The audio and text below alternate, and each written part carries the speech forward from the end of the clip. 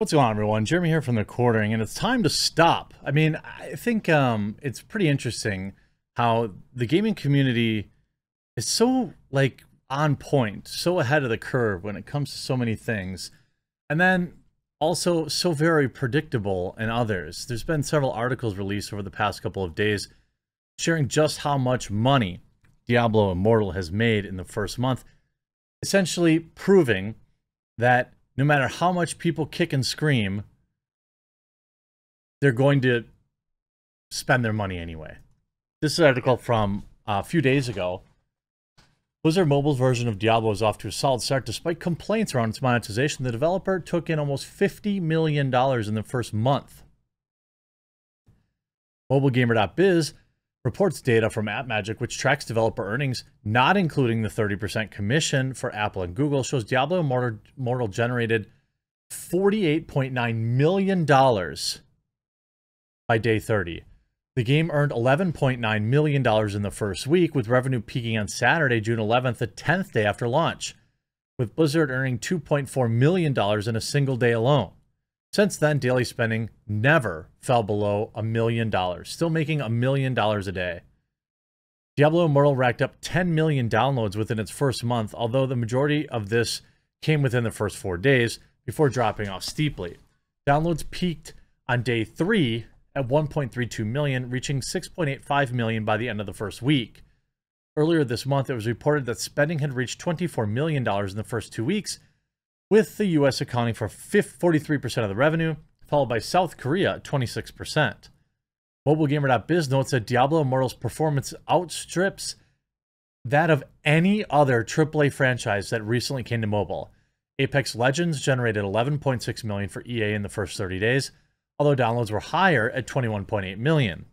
In addition to consumer complaints over the aggressive monetization, Blizzard's mobile RPG also has faced challenges that it has begun being banned and released in the Netherlands and Belgium due to loot boxes, and of course was delayed in China.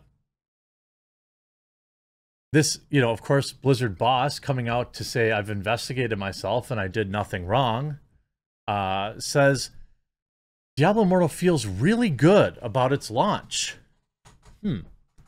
Blizzard's controversial Diablo Immortal launched to big numbers and high revenue. It also set off an ongoing debate about in-game app purchases, digital gambling, free-to-play mobile games, and addiction.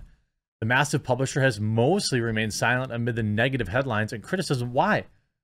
Because they know that people are going to... The people that are complaining about stuff aren't spending all day terminally online. I mean, let's be honest. For all the backlash that The Last of Us 2 got, it still sold 10 million plus copies, didn't it? Like, the people that are at Walmart lined up the day a game releases aren't the same people that are, raging online about stuff in general. They just can't be. The trends don't seem to match. The same way, by the way, that, like, I talked about earlier today, woke capitalism, how, they make these changes, like Victoria's Secret made all these changes and their revenue's down 50%. So they listen to people online and it blows up in their face. They're not listening to people on the streets. In yesterday's wide-ranging interview with LA Times, Blizzard President Mike Ibarra talked about the numerous topics, including many issues Blizzard faces as it navigates fallout from last year's lawsuit, blah, blah, blah. Nobody really cares about that. Just put out good games. I'm sorry. I'm not saying that's right or okay. I'm just saying that's the truth.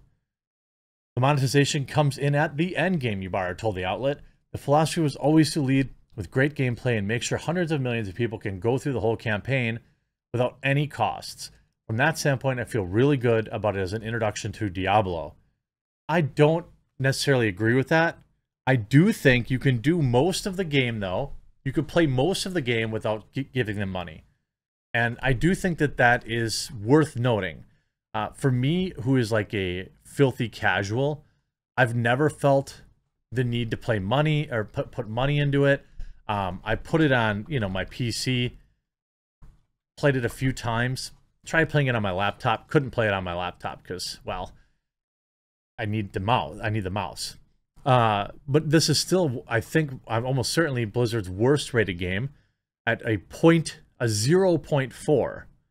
A 0.4 If we look at it on PC, a 0.3.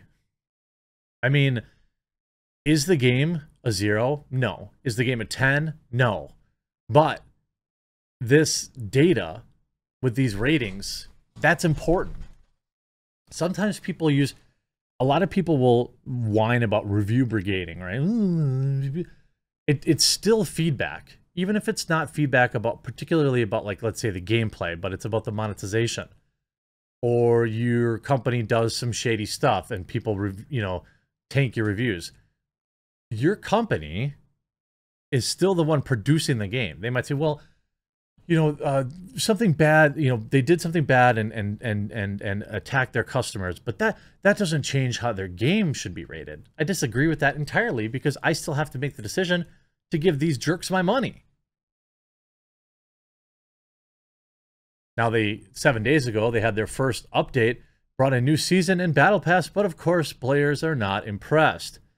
Blizzard has released details of their first post-launch update for Diablo Immortal, a free-to-play dungeon romp that launched on open beta on PC June 2nd.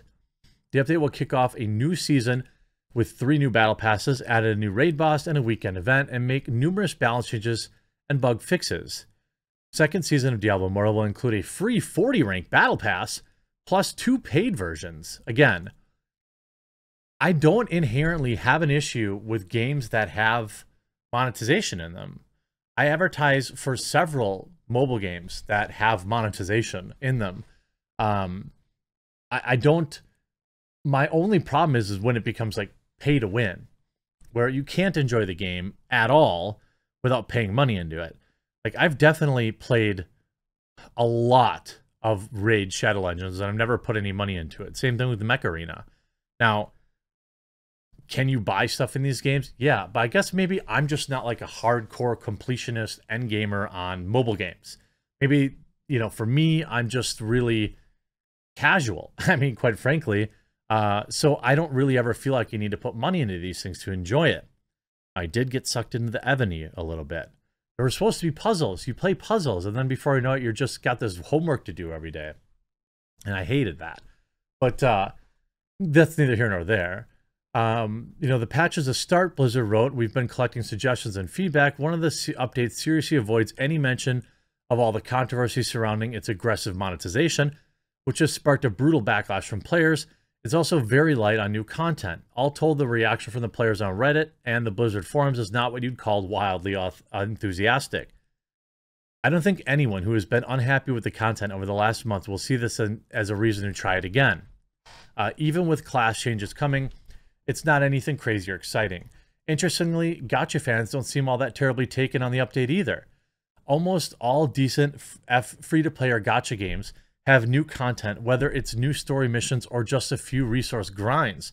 There'll normally be a few a month. I mean, yeah, that's been my experience.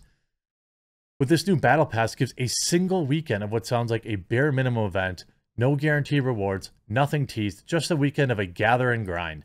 I know people have bigger fish to fry with this game, but beyond the monetization, they don't even have a seasonal model down close to adequate.